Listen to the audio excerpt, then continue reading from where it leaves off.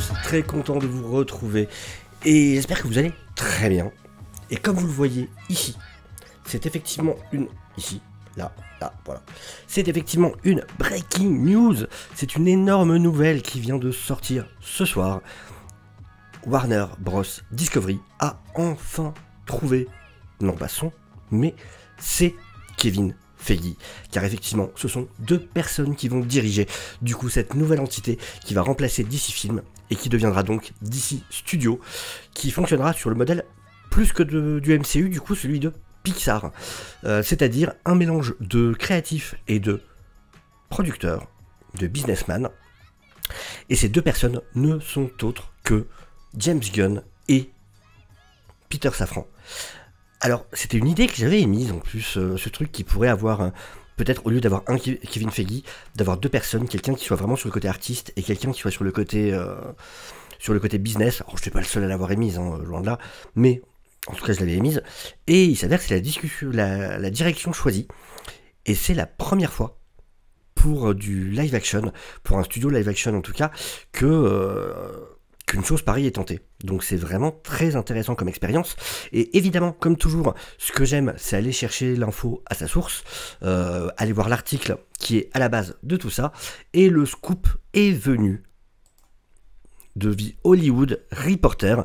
Alors, je vous dis que c'est un scoop et je vous en parle comme si c'était sûr, tout simplement parce que ça a été confirmé entre-temps par James Gunn, par Twitter, qui effectivement a mis juste un petit tweet pour dire que c'était vrai, que l'info était vérifiée, et qu'effectivement, voilà, tout ça était vrai. Donc on va voir tout de suite un peu ce que dit cet article.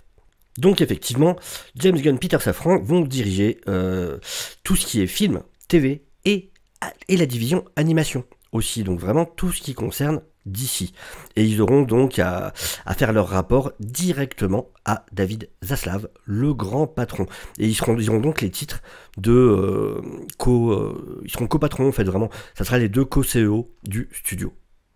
Et donc on nous dit effectivement que c'est cette nouvelle division de Warner Bros, donc DC Studio, que voilà, c'est un tournant, que ça a été une surprise, qu'effectivement les deux du coup ont eu le poste, que c'est un geste, que c'est une décision sans précédent, dans laquelle un réalisateur vraiment au top de sa carrière, enfin pour qui tout se passe bien, va en fait assumer le rôle d'un top exécutif, d'un exécutif de haut rang, ce qui met fin du coup à des mois de recherche par la Warner Discovery de ce nouveau Kevin Feige à qui donner ce poste. Tout ça pour remplacer évidemment Walter Hamada qui a quitté son poste la semaine dernière. Alors on va regarder surtout les infos, les parties intéressantes de l'article. On nous dit ici que ces dernières semaines, Gunn et Safran ont été vus de nombreuses fois chez la Warner, rencontrant d'autres exécutifs, entre autres beaucoup surtout Michael DeLuca, à propos de projets futurs. Michael DeLuca, dont on sait très bien que c'est celui qui était un peu à la tête de DC officieusement tous ces derniers temps. C'est lui qui a donné le feu vert pour Joker 2, c'est lui qui a donné le feu vert pour Cavill, pour Batfleck, ses prochaines apparitions, c'est lui qui a dirigé les reshoots de The Flash, enfin voilà. Vraiment, c'est lui qui était à la tête un peu de ce qui se passait chez DC ces derniers temps. Et en gros, ce qui est marrant, c'est qu'il semblerait que ces discussions ont eu lieu pendant même cet été, pendant que d'un autre côté, il y avait les discussions avec Dan Lin pour prendre ce poste.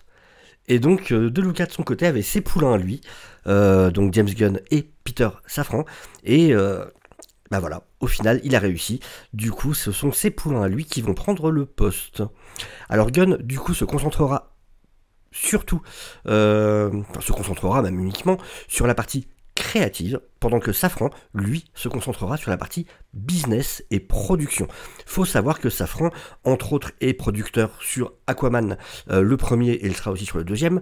Il est producteur sur Shazam et aussi sur sa suite. Il a beaucoup bossé avec James Wan, entre autres, sur toute sa série c'est des Conjuring et tout ça, cette franchise de films d'horreur. Il a bossé sur pas mal de choses. Il a quand même un assez gros CV. Donc voilà, quelqu'un qui effectivement a clairement fait ses preuves du point de vue production.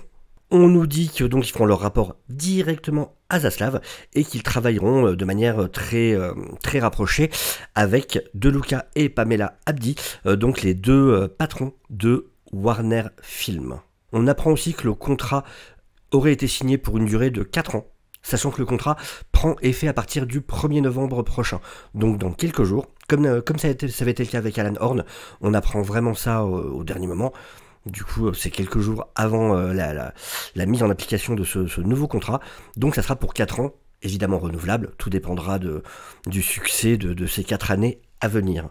Sachant, ça c'est intéressant, que ils ne seront, voilà, le but c'est pas du tout qu'ils soient juste producteurs, ils seront vraiment les exécutifs. Et même Gunn pourra carrément réaliser des films. C'est-à-dire que du coup, c'est comme si, imaginez Kevin Feige c'est lui qui réalise Quantum Mania, ou c'est lui qui réalise un des Avengers. Donc on aura un patron de studio qui sera aussi le réalisateur de certains des films, ce que je trouve plutôt intéressant. Alors toute cette partie-là, on nous rappelle en fait que c'est intéressant, contrairement à Marvel Studios, DC a des films qui se déroulent dans différents univers. Marvel, tout fait partie du MCU. Chez DC, il y a l'univers de Todd Phillips avec Joker, il y a l'univers de Matt Reeves avec The Batman et ce qui va aller autour. Voilà, il y a différents univers. Il y a le DCEU, donc cet univers partagé.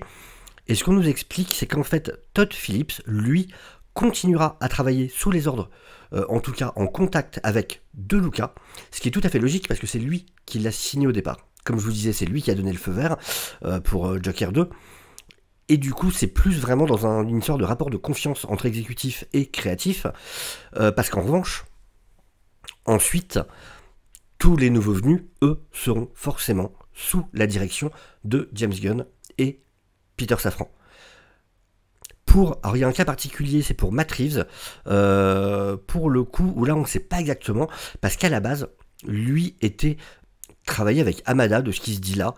Alors, ça m'étonne un peu, parce que j'avais cru me souvenir avoir entendu qu'Hamada était pas forcément très pro ce projet de The Batman, donc à voir.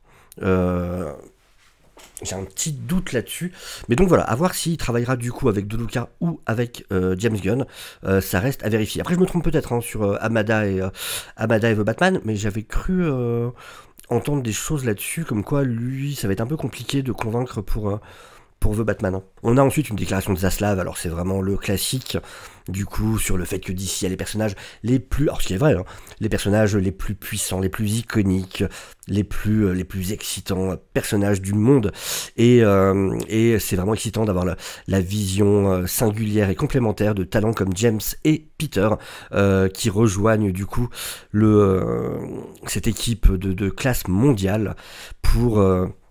du coup chapeauter cette direction créative des histoires du DC Universe.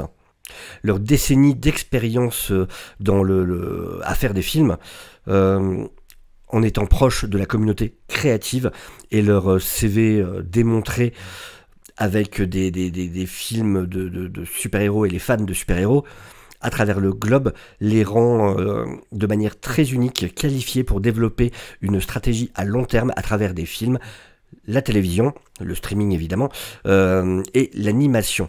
Et dans le but d'emmener cette franchise iconique jusqu'à son prochain level de créativité dans ces histoires racontées. Bon, après, c'est un peu un rappel sur le CV du coup de James Gunn, le fait qu'il vient de l'indé, qu'en 2014, c'est devenu un réalisateur de premier plan avec son Gardien de la Galaxie, et puis 2017, sa suite.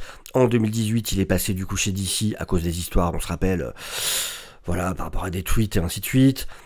Il a fait The Suicide Squad, qui a été acclamé par la critique, mais qui n'a pas vraiment bien marché par contre en termes de chiffres, hein, on va pas se mentir.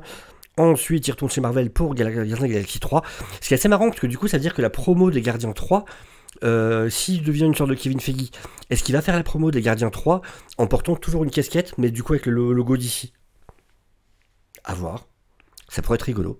Il serait partout avec sa casquette, avec soit des personnages d'ici, soit carrément d'ici, le logo écrit dessus, en train de faire sa promo du coup pour Gardien 3. Pourquoi pas? Ça serait assez original.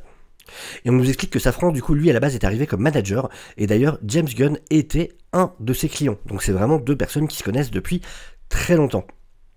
Et pareil, voilà, donc il est déjà dans l'univers de DC, il était producteur sur Aquaman qui a donné qui a fait plus d'1 milliard de chiffres, et sur sa séquelle, sur Suicide Squad, sur Peacemaker, sur Shazam, et sa suite. Alors j'imagine que c'est The Suicide Squad, ils ont juste mis Squad, mais j'imagine que c'est The Suicide Squad. Et donc sa relation, ça fait 10 ans qu'il bosse avec la Warner, entre autres sur Conjuring, donc pareil 2 milliards quand même. Et il faut savoir que sa compagnie, donc Safran Company, sa compagnie de production, a justement récemment signé un contrat de production avec Warner. Ce qui du coup refait penser à ce qui s'était passé avec Dan Lin, où un des gros problèmes du coup par rapport à ce contrat-là, c'était que Dan Lin, sa société de production, était elle déjà en contrat avec d'autres studios, dont Disney. Et je crois qu'il y avait Universal et d'autres, ce qui posait un énorme problème du coup s'il devait bosser avec la Warner. Alors là on nous fait la liste, donc Gunn et Safran devront travailler avec tous les top exécutifs de chez Warner Bros Discovery, donc voilà on nous fait toute la liste des différents groupes, entre le chef pour la télé, HBO Max, US Networks, ainsi de suite, jusque Warner Interactive Entertainment, donc les jeux vidéo.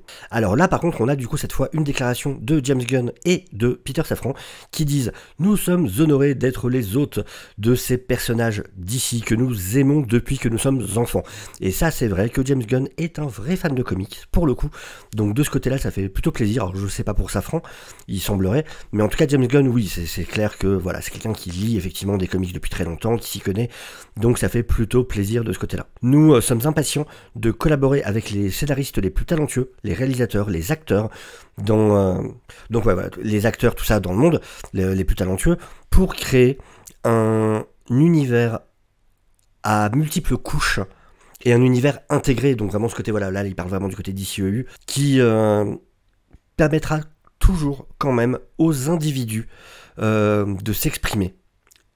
Donc ça c'est intéressant. C'est-à-dire voilà, les artistes impliqués pourront vraiment s'exprimer de manière individuelle. Et vraiment je me dis James Gunn, alors je voudrais pas qu'il colle son ton à tout, ça irait pas, mais je pense que justement c'est quelqu'un qui vient d'Indé et qui chérit assez sa propre liberté pour pouvoir respecter celle des autres. Et c'est en ça que je me dis que c'est un choix qui peut être très intéressant.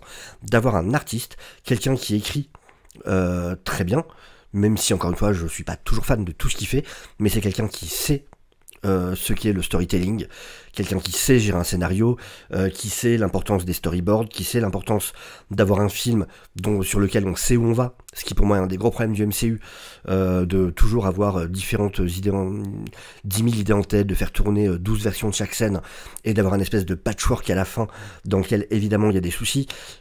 Donc voilà, j'espère que ça sera différent de ce côté-là. Notre engagement vis-à-vis de Superman, Batman, Wonder Woman, Aquaman, Harley Quinn et le reste des personnages de l'écurie d'ici n'est égalé que par notre engagement envers les merveilles des possibilités humaines que ces personnages représentent. Nous sommes excités de... comment dire, là ils font un peu leur Tom Cruise, de revigorer l'expérience cinématographique à travers le monde, pendant que nous, en racontant certaines des plus grandes, des plus magnifiques, des plus impressionnantes histoires jamais racontées. Rien que ça. Voilà, là on nous fait un petit résumé, du coup tout ça on en a déjà parlé, de ce qui ont été les années passées, du coup tous les soucis avec l'ancienne direction, le départ d'Amada, tout ça. Et effectivement, ça nous dit ici que c'est plus une manière d'émuler le modèle de Pixar, plus que celui du MCU, dans le fait du coup justement de mélanger le créatif et le business en ayant deux personnes différentes. Mais encore une fois, c'est la première fois que ça arrive dans le domaine du live action. Alors on nous explique après que du coup Marvel, il y avait eu des discussions avec Marvel pour Gunn pour continuer malgré la fin des Gardiens avec eux, mais bah évidemment, vu ce qui se passe là, on peut oublier cette idée, et du coup, James Gunn va donner son temps à DC. Et donc, comme je vous disais, voilà, le contrat est effectif à partir du 1er novembre, et donc voilà, alors que De Luca, justement, surtout, et peut-être un peu Abdi, mais c'est surtout De Luca, jusque-là, avait pris toutes les décisions qui concernaient la partie DC de cet univers, donc de chez Warner. du coup, voilà, c'est lui qui avait, comme je vous disais, donné le feu vert à peu près tout ce qui s'était passé ces derniers temps de ce côté-là. Et ensuite, on a du coup, pareil, une déclaration de Luca et Abby qui disent qu'ils sont très excités d'avoir James Gunn et Peter Safran rejoindre l'équipe et prendre du coup le leadership de l'univers DC. James est un réalisateur brillant et un scénariste brillant, et Peter est vraiment un producteur qui a connu beaucoup de succès. Il est très prolifique, et de les avoir tous les deux vraiment travailler ensemble et être prêts à travailler ensemble pour forger cette nouvelle ère pour DC est un véritable rêve devenu réalité. Nous partageons même la même sensibilité et la même passion pour cet univers, et les étoiles ne pourraient pas mieux s'aligner. Nous ne pouvons pas attendre, nous sommes vraiment très impatients de commencer, de creuser et de collaborer avec ces esprits créatifs inégalés. Et du coup, voilà pour cet article. Et ben c'est grosse news. Alors il fallait bien que cette recherche du coup de tête pensante pour DC arrive à son terme un jour. On l'attendait pas là, il n'y avait pas eu de prémisse. Personne ne l'avait vu venir, pas de Cooper l'avait vu venir, ça sort un peu comme ça de nulle part, mais en tout cas c'est une très bonne nouvelle. Je suis plutôt... J'avais vraiment des doutes au départ quand je l'ai entendu, mais plus j'y réfléchis et plus je me dis que c'est vraiment un choix très intéressant et que ça peut donner quelque chose de vraiment positif pour l'univers de DC. Maintenant, il faut bien se rendre compte qu'on verra pas les résultats tout de suite. Ça n'est pas avant 2, et quand je dis 2, c'est plutôt sur les annonces, mais vraiment concrètement à voir les films, c'est vraiment dans 3 ans qu'on pourra voir le résultat de tout ça. Je suis très curieux de voir ce que va donner cette nouvelle ère pour DC. Donc, alors par contre, tous ceux qui disaient que Zaslav voulait revendre dans 2 ans, voilà. Donc ça voilà, pas mal de fois que j'avais dit que tout ça partait d'une simple histoire qui était pas si... ça partait vraiment d'un truc un peu bidon, et rien ne disait réellement... rien dans les actes ne montrait en tout cas que ça allait dans cette direction-là, et il semblerait bien qu'effectivement ça n'est pas du tout ce qui est en train de se passer, et que Zaslav a plutôt des ambitions à long terme avec la Warner. Donc voilà une confirmation de ce côté-là. Et bah écoutez, en tout cas, merci d'avoir suivi cette vidéo. J'espère que du coup, vous comprendrez un peu mieux ce qui est en train de se passer du côté de Warner Discovery. Je vous dis à tous très bientôt. Prenez soin de vous et au revoir. Ciao, ciao.